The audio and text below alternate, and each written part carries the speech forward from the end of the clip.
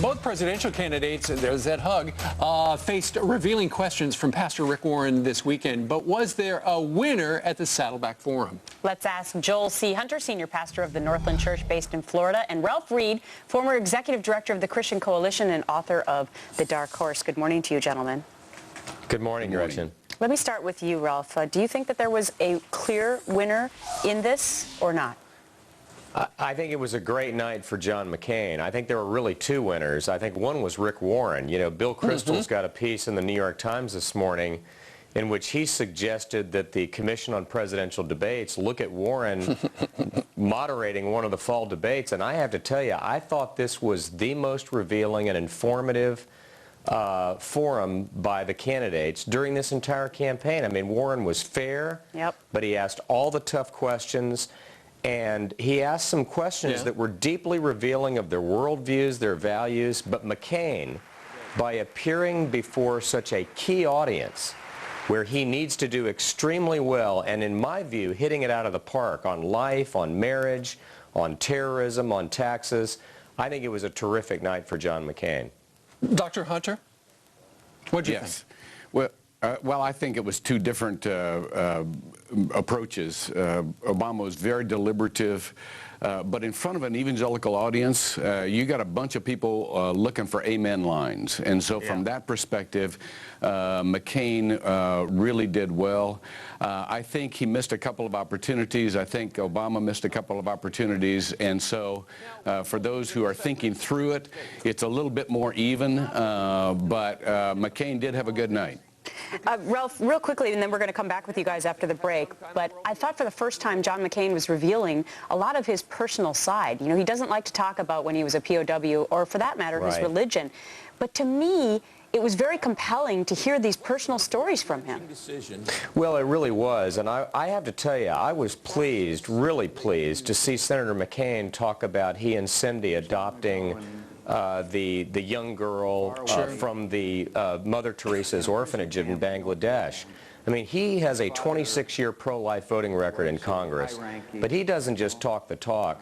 He has walked the walk. He and Cindy took a girl who otherwise would have lost her life, probably would have died, and raised that child as their own. And so when he talked about adoption, when he talked about helping orphans, he wasn't just giving a stump speech. Exactly this is something he's lived in his own home. All right, we're going to continue our conversation with Ralph Reed and Reverend Joel Hunter in 2 minutes. Stay with us, folks.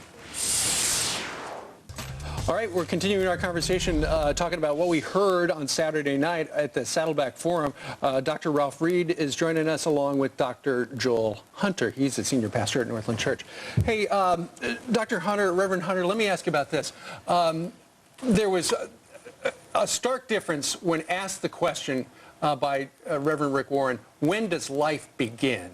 And John McCain was emphatic. He said, at conception. Barack Obama talked for a little while and then eventually made the joke, that's above my pay grade. What did you think of his performance? Well, it was a wasted opportunity, Steve. Obviously, Senator Obama was correct technically. The Bible doesn't specifically tell us when life begins, so it's rather imprecise. And John McCain, of course, wasn't deliberating. He was having a national opportunity for a national audience. Came through with his particular view, which happens to be my view also. But the point was that while Obama was technically correct, it is imprecise. It is the Bible doesn't speak specifically to it. McCain got the point. Yeah.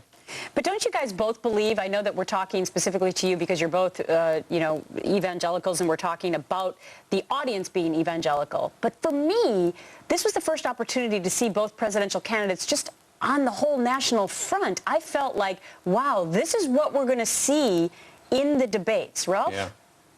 Yeah, I think that's right. And I think that the other reason why it was such a great night for Senator McCain is it's no secret that he's had issues with this community over the years. And he really needs to connect with this constituency. And I think the question on when a child has human rights, you know, Obama gave a very esoteric, almost postmodern, morally ambiguous answer. McCain was strong. He was firm. He promised those folks he would be a pro-life president. And then he bridged to a critical issue that Obama never even mentioned. And that is his judicial nominees and what kind of judges that he would appoint. Obama responded when he was asked, but McCain brought it up himself proactively. That's a huge issue in this community. And again, it was another example of McCain capitalizing and Obama, I think, having a huge missed opportunity. Ralph Reed, Joel Gretchen, Hunter, let me... thanks both for joining us. Sorry, we got to let him have the last word. Joel, go ahead. What do you want to throw in there, Joel?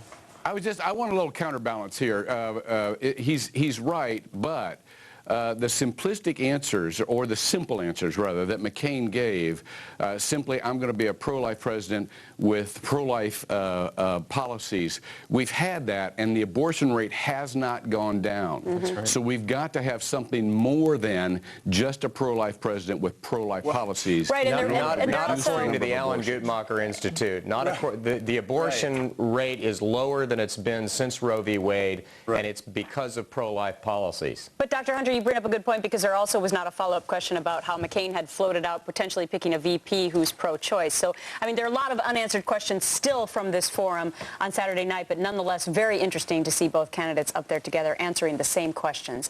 Dr. Ralph Reed and Reverend Joel Hunter, thanks for your time today.